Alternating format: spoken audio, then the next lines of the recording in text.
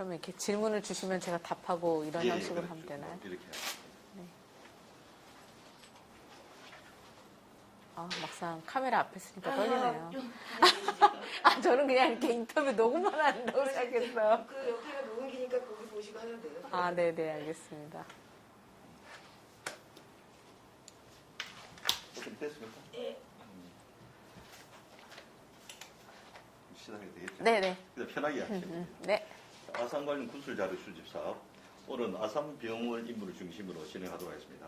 오늘 구술해 주실 분은 김상화 서울 아산병원 소아과 병동 전문 간호사로 근무하고 계신 분입니다. 날짜는 2022년 12월 15일 오후 2시입니다. 일단 먼저 우리 구술자의 개인 생애에 대해서 몇 가지 여쭤보도록 하겠습니다. 네. 생년월일과 고향에 대해서 좀 말씀해 주십시오. 저는 73년 6월생이고요. 네, 저는 서울에서 태어나서 계속 지금까지 서울에서 생활하고 있습니다. 예. 네. 그럼 어릴 때 가정 형편은 좀 어땠습니까? 본인 생각에. 그냥 평범해서 이 근방을 지금 벗어나지 않고 있어요. 제가 여기 근방에 방위중학교, 잠실여고, 그 다음에 한양대학교, 그 다음에 서울 아산병원. 그래서 계속 결혼하고 나서도 계속 요 근처에 살고 있어서 지금 계속 거의 이 풍납동, 요 강동구, 송파구 요 지역에서 주로 생활을 하고 있어서 아산병원이 처음에 이제 제 이름에 들어올 때는 제가 88 올림픽 그때 이제 중학교 3학년이었는데 그때 이제 아산병원의 이야기도 어렸을 때부터 들을 수가 있었고 그다음에 이제 막 홍수가 났었을 때 그때도 얘기를 들었었고 이 풍납동 지역 주변이 이제 비가 많이 오고 그러면 되게 물에 잠기고 막 그랬었거든요. 제가 이제 중학교 다니고 그럴 때는 그래서 막 그때 불우이웃 막 그때 헌금도 걷어야 된다고 학교에서 막 그랬었던 기억이 있습니다. 그리고 저는 그냥 평범한 가정에서 컸는데 어쨌든 간호사가 된 계기는 저희 엄마가 이제 그 혈액 투석을 받으시는 환자분이셨어가지고 병원에 가서 이제 그 신장 이식을 받으셨었어요. 이제 그때 이제 그 장기 이식 코디네이터, 그러니까 간호사님이시죠. 그분을 보고 굉장히 좀 프로페셔널하다라는 좋은 인상을 좀 가지게 됐었고, 그러면서 이제 담임 선생님과 또 뭐 저희 부모님의 권유로 일단은 간호사가 되는 학교에 들어가게 됐습니다. 우리 구술자의 자식들 말고 네. 그 형제 자매는 몇 남 몇녀예요? 저는 그 3명, 딸 셋 중에 가운데입니다. 네. 네. 그럼 학교도 전부 다 서울에서 다 나오셨어요? 네, 전 서울에서 태어나서 모든 학교 다 서울에서 나오고. 거의 네. 뭐 토박이다, 이 동네 토박. 네, 거의 토박이고 아산병원에서 지금 26년 동안 근무를 하고 있습니다. 그럼 대학 졸업하고 첫 직장이 여기? 첫 직장이 여기입니다. 96년도에 들어왔고, 사실은 이제 아산병원이랑 연분이 되려고 했었는지, 사실은 이제 학교병원을 갈 생각이었는데, 제가 대학교 4학년 때 처음으로 서울 아산병원에서 간호학과 학생한테 인턴십 기회를 주기 시작했어요. 그래서 저희 학과장님께서 기업병원이니까 한번 가가지고 뭐 분위기나 프로그램이나 이런 벤치마킹을 하고 와라. 그래서 왔는데 이제 인턴십을 3주 하고 이제 나는 이 병원에 와야겠다 결심을 하고 이제 학교병원을 안 가고 오게 된 것이 이제 연분입니다. 그럼 뭐 그때 공채를 했을 거 아닌가요? 인턴십은 우선은 저는 공채가 아니라 특채로 들어왔습니다. 특채로? 네네. 왜냐면 인턴십 학생들은 이제 미리 간호학과 학생들 중에 이제 뭐 그때 여러 가지 뭐 성적이나 뭐 여러 가지 조건으로 받아서 여기서 이제 한 그 인턴십 학생들한테는 우선권을 줬었고, 물론 이제 면접이랑 그 다음에 뭐 간단한 시험 이런 거는 했지만 저희는 인턴십은 특채로 들어왔습니다, 저는. 그럼 그 당시는 어떤 그런 공채 특채의 비율은 어느 정도? 거의 공채고요. 거의 공채. 예, 인턴십 학생은 뭐 몇 명 되지 않았습니다. 제가 처음 들어왔을 때는 거의 뭐 굉장히 소수의 아마 새 학교에만 딱 오픈을 해가지고 인턴십 학생을 받았던 걸로 기억하고 거의 다 공채였었던 걸로 기억합니다. 그러면 이제 처음 나왔을 때 병원 분위기는 좀 어땠어요? 사실은 뭐 제가 여기 왜 들어왔냐고 분위기 어떤 걸 보고 들어왔냐 그러면 되게 웃으시는데 저는 처음에 이제 로비에 딱 들어섰을 때 정말 이렇게 약간 호텔 같은, 그러니까 병원 같다는 느낌보다 이렇게 되게 좀 멋지고 뭔가 좀 이렇게 깨끗하고 뭔가 좀 이렇게 전문적인 느낌이 나는 그런 호텔스러운 분위기가 굉장히 좀 쇼킹했어요. 약간 병원하고는 조금 다른 느낌? 그리고 그다음에 사실 또 이런 얘기를 하면 되게 웃으시는데 제가 전문적인 얘기를 해야 되는데 솔직하게 말씀하시라고 네. 하니까 이제 남경에 가가지고 짜장면하고 탕수육을 먹었는데 너무 맛있었어요. 여기 중식당에. 그리고 이제 3주 동안 인턴십 학생을 하는데 정말 이 시스템이 정말 되게 마음에 들었어요. 그러니까 환자를 이렇게 토탈 케어를 하는 나의 마이 페이션트에서 정말 머리끝부터 발끝까지 신체적인 것부터 정서적인 것까지 담당 간호사가 다 홀리스틱하게 딱 보는 그런 부분들이 굉장히 매력이 있었고 그다음에 짜장면도 너무 맛있고 그다음에 호텔 로비처럼 너무 멋지고 그래서 4학년의 그 제 어린 학생의 눈으로 봤을 때는 굉장히 일하고 싶고 도전하고 싶은 그런 병원이다 하는 그 인상을 당시 받았어요. 그럼 이 동관 하나뿐이랑 다른 건 쓰고 그때는 서관하고 동관 두 개가 있어요. 네 이렇게 있었습니다. 그리고 신관은 그때는 없었죠. 제가 처음에 들어왔을 네. 때는. 그러면 이제 아산병원 선택 왔을 때 네. 그 친구들은 다른 병원 가는 친구들 많아요. 굉장히 그렇죠. 그럼 굉장히. 그 당시 어떤 이 아산병원의 대우는 어느 정도였죠? 다른 친구와 비교했을 때. 사실은 저도 사실 뭐 임금이라든지 여러 가지 뭐 환경이라든지 그런 거를 뭐 이렇게 막 비교해보고 따지고 들어오진 않았었어요. 그런데 어쨌든지 간에 뭐 임금이나 이런 거는 대학병원보다는 조금 높고 그다음에 이제 모르겠어요. 제가 정확한 정보인지는 모르지만 삼성보다는 조금 낮고 뭐 그 중간 정도의 뭐 임금이다. 그냥 그렇게 하는 것 같았고 저는 되게 감사했던 게 제가 입사했을 때는 교육 기회가 굉장히 많았어요. 그러니까 교육이라는 게 이제 제가 간호사다 보니까 제가 간호를 하는 업무에 의한 전문적인 교육도 예. 있었지만 리더십 교육이 많이 있었어요. 리더십 교육. 예. 그래서 저는 그때 막 어쨌든 뭐 사랑의 대화 과정이라는 그런 과정도 있었고, 왜냐면 환자 보호자들과의 커뮤니케이션을 하기 위해서는 그런 과정도 굉장히 중요하잖아요. 그런 과정도 있었고, 그 다음에 성공하는 사람들의 7가지 습관, 소중한 건 먼저 하기, 이런 워크샵과 이런 교육들을 굉장히 아카데미 쪽에서 이렇게 본인이 이렇게 선택해서 할 수 있게끔 굉장히 지원을 많이 해주셨어요. 그래서 저는 그 부분에서 되게 조직 내에서 정말 어떤 리더십이 필요하고 그다음에 나 자신을 성장하기 위한 셀프 리더십은 어떤 게 필요하고 그다음에 다른 사람들하고 커뮤니케이션은 어떻게 하면 좋을까를 아산병원 내에서 지워진 그 교육 환경 내에서 되게 혜택을 많이 받았어요. 근데 요즘보다 아마 제가 처음에 왔었을 때가 굉장히 좀 더 열의가 있었던 것 같아요. 예. 그럼 처음 왔을 때 이제 병원도 분야가 많잖아요. 네네. 담당 분야가 뭐라?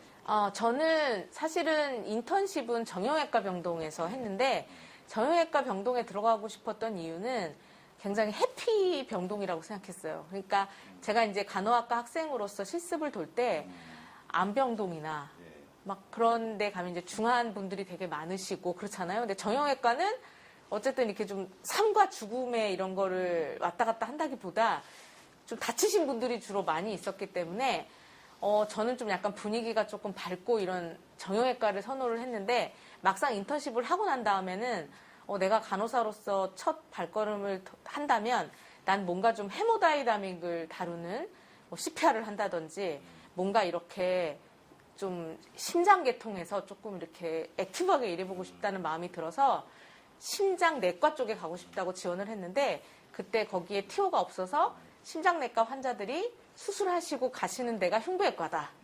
그래서 흉부외과에 들어가게 됐고 이제 흉부외과에서 그 병동 간호사로 근무를 하다 보니 소아흉부외과의 이제 전문 간호사로 될 수 있는 기회까지 연결이 됐습니다. 흉부외과에다 이제 전문 간호담 소아병동으로 오신 거예요? 그러니까는 흉부외과에 그냥 간호사로 4년을 있었는데요. 그때 흉부외과 병동에는 성인 심장, 소아 심장, 그 다음에 성인 또 흉부 파트 이렇게 모두 다 한 병동에 있었고 나중에 이제 이것들이 다 세분화돼서 저는 이제 소아과 병동으로 왜냐하면 주로 선천성 심장병 아이들이 수술 받고 해야 되니까 성인과 아이가 분리된 거죠. 그래서 소아과 병동 내로 저희 환자들이 이제 포함이 돼서 들어가게 된 겁니다. 예. 그럼 이제 초기 이제 90 초반에 오신 분들은 이 네. 병원 주변 환경이 너무 지금도 교통은 좀 네네네. 힘든데 네. 그럼 우리 구술자 왔을 때는 요 주변 환경은 좀 어땠습니까? 사실은 제가 처음에 왔을 때, 일단은 제가 이제 밤고무하고 일반 간호사로 일을 할 때는, 근데 사실 그때 제가 96년도에 들어왔을 때는 그래도 어느 정도 저는 좀 정리가 됐고, 그 이후에 뭐 물이 뭐 잠겨서 뭐 그랬던 적이 없고, 이 뚝방길도 어느 정도 조금 이렇게 정리가 돼 있었거든요. 그런데 어쨌든 교통이 불편한 거는, 왜냐하면은 지하철이나 이런 데서 이제 이렇게 걸어서 오거나, 사실 택시를 타고 와도, 그 다음에 걸어와도 비슷한 시간이거든요. 그리고 버스도 또 이렇게 좀 원활하게 이용하기가 어렵고, 그래서 교통은 좀 불편했지만, 어쨌든 그럼에도 불구하고 굉장히 환경적으로 제가 느낀 거는 깨끗하고 좋은 이미지였었습니다. 그럼 구술자께서는 뭐 그때는 집에서 그냥 다니는 거예요? 집에서 다녔죠. 저는 한 번도 혼자 살아본 적이 없어요. 결혼 전에는, 그래서 지금은 좀 되게 아쉬움이에요. 왜냐면 이렇게 울산대학교 학생들 올라와가지고 네. 여기서 기숙사도 가고, 그래서 조금 이렇게 엄마 아빠 떨어져서 좀 이렇게 독립적으로 생활해 봐야 되는데, 학교 때는 내내 뭐 부모님과 계셨고, 병원 다닐 때도 결혼 전에도 부모님과 있다가, 결혼하고 나서도 뭐 남편이랑 가족이랑 같이 있으니까, 한 번도 제가 이렇게, 한 번도 혼자 이렇게 독립적으로 생활해 본 적은 없어요. 그러면 처음 왔을 때 물론 기억이 뭐 정확하지는 않겠지만 뭐 네. 기억이기 때문에 그 당시 어떤 아산병 병상 규모는 어느 정도 됐습니까? 그때 병상 규모는 제가 흉부외과 병상이 51병상이었어요. 51병. 예, 51병상에 제가 처음에 담당 간호사 할 때는 간호사 한 명당 17명의 환자를 봤어요. 그래서 지금 생각을 해보니까 지금 우리 간호사님들은 한 뭐 10명에서 12명? 뭐 요렇게 환자를 간호하거든요. 근데 제가 그때 17명의 성인 흉부외과 환자분들을 봤었고, 그래서 제가 지금 기억하기에 방근무할 때 새벽 4시에 이제 뭐 혈압 측정이나 이런 바이탈 사인을 하러 나가면 한 6시쯤, 한 2시간쯤 돌아서 들어온 것 같아요. 17분의 이제 활력 증후를 다 체크하고, 그 다음에 뭐 배관이나 뭐 약이랑 뭐 이런 것도 하고 들어오면 한 2시간 정도? 그래서 지금 생각해보면 어떻게 내가 혼자서 17명의 환자를 봤었지? 그리고 지금은 이제 굉장히 좀 도와주시는 그룹들이 이제 뭐 중간번이라고 해서 이제 리더 간호사님들도 계시고, 그다음에 저처럼 이제 전문 지원 인력, 전문 간호사님들, 뭐 전담 간호사님들 이렇게 해서 좀 세분화돼서 환자를 함께 돌봐주실 수 있는 전문 지원 인력이 있었는데, 제가 처음에 들어왔을 때는 뭐 수간호사님, 그다음에 주인 간호사님, 그다음에 담당 간호사, 레지던트 선생님 이렇게였거든요. 병동을 보는 그 의료인들은. 그래서 지금 되돌아서 생각해 보면 그때 당시에는 또 그런가 보다 하면서 열심히 했는데, 와, 그때 제가 정말 아주 큰일을 겪지 않은 게 다행이다라고 생각할 정도로 어떻게 이렇게 많은 환자분을 내가 혼자 봤을까 하는 생각이 좀 듭니다. 예. 네. 그럼 뭐 지금도 그 당 초창기 왔을 때 이제 의사 선생님이나 네. 지금분의 간호사 네. 이런 관계는 좀 어떻다고 느꼈습니까? 그때는 굉장히 끈끈했어요. 사실 지금보다. 왜냐하면 막 이렇게 지금처럼 막 이렇게 아주 뭐 의료진의 인력이 풍족하다는 느낌보다는 선생님과 내가 이 환자를 위해서 최선을 다하지 않으면 더 이상 길은 없다. 이런 생각을 해가지고 정말 치열하게 이렇게 막 서로 디베이트하고 막 서로 막 논쟁할 때도 있었지만 굉장히 끈끈했어요. 그러니까 환자를 건강하게 잘 회복해야 된다는 그 공통 목표 하에 막 정말 어쩔 때는 막 생각이 조금 달라가지고 의사 선생님이랑 저도 막 이제 나는 그렇게 생각하지 않는다 막 이러면서 이거는 맞냐 막 이러면서 이럴 때도 있었지만 어쨌든 그 공통 목표가 있으니까, 그리고 선생님과 내가 어떻게든 해결해야 된다는 그런 약간 치열한 게 있었던 것 같아요. 근데 지금은 그래도 조금 더 자문을 구하고 도움을 구할 때가 훨씬 많아졌죠. 왜냐하면 전문 지원 인력도 있고, 그 다음에 이제 뭐 우리 또 병동에 상주하시는 이제 우리 뭐 의사 선생님들도 또 계시잖아요. 그러고 그래서 어쨌든 옛날보다는 지금은 훨씬 인력이나 그런 부분에서는 훨씬 더 많이 좋아지지 않았나. 그렇게 그래도 좀 생각합니다. 초기 입사해가지고 네. 좀 제일 힘들었던 기억은 어떤 것들이에요?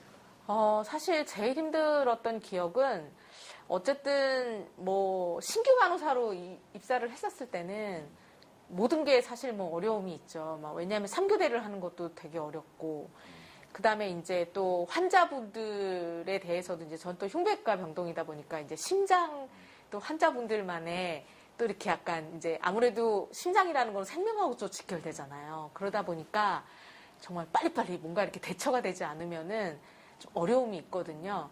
그러다 보니까 이렇게 의료진들도 막 그 순간을 진짜 빨리빨리 이런 부분들이 있어서 그 순간적인 대응을 하고 내가 또 막 적응해가지고 해야 되는 부분들이 굉장히 좀 어려웠어요. 그래서 사실은 입사하고 한 2년 차쯤 됐을 때 친절하다고 친절 간호사 상도 받았는데 겉으로는 막 미소를 짓고 있는데 제가 응급실을 막 2번 실려갔어요. 위경련이 와서 한 번 실려가고, 그 다음에 알 수 없는 40도 이상의 열이 나가지고 이제 감염내과에 입원하고, 근데 결국 결론은 스트레스인 것 같다. 그래서 이제 제가 나름 적응한다고 이제 겉으로는 막 웃으면서 막 친절 간호사로 일을 했는데 어쨌든 이 속에서는 적응을 못 하고 있었던 것 같아요. 그러니까 이제 신체적인 반응으로 막 위경련도 오고 막 열도 나고. 근데 그래서 제가 요즘은 신규 간호사님들한테 교육을 할 때 자신을 먼저 돌볼 수 있어야 된다. 먼저 내 건강을 챙기고 내 스트레스도 어떻게 관리할 줄을 알아야, 그렇지 않으면 이제 겉으로는 웃고 있고 아무리 상을 많이 받아도 나도 모르게 내 건강이 무너져서 실려갈 수 있다. 그거를 저는 이제 얘기를 해줘요. 제 그 경험이 있어가지고. 그러면 초기 병원 생활하면서 네. 의사 선생님이나 직원이나 간호사 중에서 가장 기억에 남는 사람은 어떤 사람이죠? 사실 가장 기억에 남는 사람은 제가 첫 번째 신규로 입사했을 때 만나게 됐던 이제 유엠님, 수간호사님이시죠. 예, 수간호사님이셨는데 근무순환 뭐라 했죠? 김영실 선생님이신데 지금은 이제 퇴사를 하셨지만 제가 보는 눈에는 너무너무 멋있었어요. 왜냐하면 굉장히, 그러니까 어쨌든 미국에서 또 간호사 생활을 하고 오셨고, 그 다음에 뭐 사실 뭐 외모나 뭐 학벌이나 그런 게 중요한 건 아닌데 이제 뭐 이렇게 되게 서울대를 나오셨고, 그 다음 키도 되게 크시고 되게 멋있으셨어요. 근데 저희한테 첫 번째 가르침을 주신 게 간호사한테 가장 중요한 게 뭐라고 생각하냐는 질문을 주셨어요. 그래서 저희도 이제 다 당황했거든요. 그래서 뭐 실력이요. 뭐 여러 가지 대답을 다 했죠. 그랬더니 그 선생님께서 저희한테 학벌도 아니다. 실력 있으면 좋다. 하지만 실력, 경험이 갖춰지면 아산병원에 들어올 정도의 우리 간호대 학생들이면 충분히 시간이 지나면 할 수 있다. 그 사람의 가장 중요한 건 뭡니까? 이렇게 여쭤봤을 때 인간에 대한 이해와 애티튜드, 태도다. 이거는 어떻게 하루 이틀에 갖춰질 수가 없는 부분이기 때문에 간호사로서의 애티튜드, 그리고 인간에 대해서 어떤 이해를 가지고 있는지를 나는 훌륭한 간호사를 볼 때 첫 번째로 여긴다.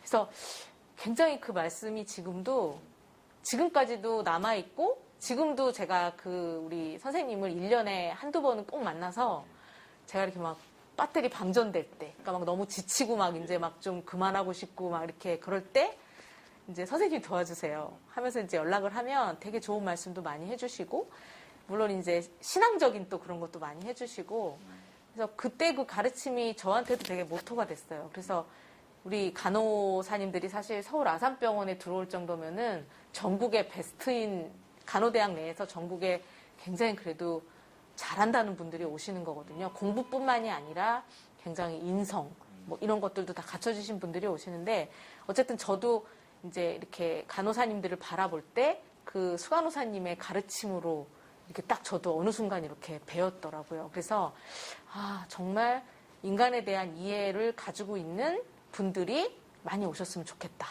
그래야지 환자 곁에 오랫동안 있을 수가 있고요. 똑똑하신 분은 되게 많은 것 같아요. 요즘 젊으신 분들은 안 똑똑한 사람이 없어요.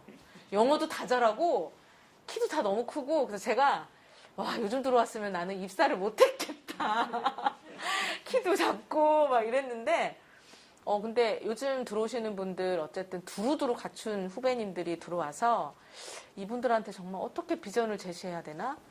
저는 이미 이제 약간 올드 버전인 것 같아서 어떻게 이런 새로운 분들의 가치를 내가 이해하면서 이분들한테 비전을 제시해서 어떻게 환자 곁에서 오랫동안 정말 프로로서 일할 수 있게 해줄 수 있을까? 사실 그런 부분들이 저희의 좀 고민입니다. 예. 그리고 주로 우리 의사 선생님이나 직원들 하면 전부 다 80 초반 들어간 분들이 그렇죠. 네, 90년대생들도 많이 또 계세요. 간호사도 네. 이제 80, 지금 89, 90년도 90년대생이 더 많아요. 예. 그래 그분들이 하나씩 하는 말이 어떤 분은 이렇게 말하더라고요. 이제 홍수 세대와 네, 맞아요. 그 이후 세대가 나뉘진다. 이렇게 맞아요, 말하는데 맞아요. 선배는 그 홍수 사태에서 어떻게 얘기하던가요? 초창에 왔을 때. 그 홍수 사태를 사실은 들어봤니? 막 이러시면서, 그러니까 저도 직접 겪은 건 아니니까 그렇죠. 네. 제가 이제 학생일 때 들은 거였으니까 그때 뭐 말도 아니었어. 배에다가 뭐 진짜 실어 나르고 차트 막 말리려고 막 말리려고 막 부채질하고 물기 없애고 환자분 막 이송할 때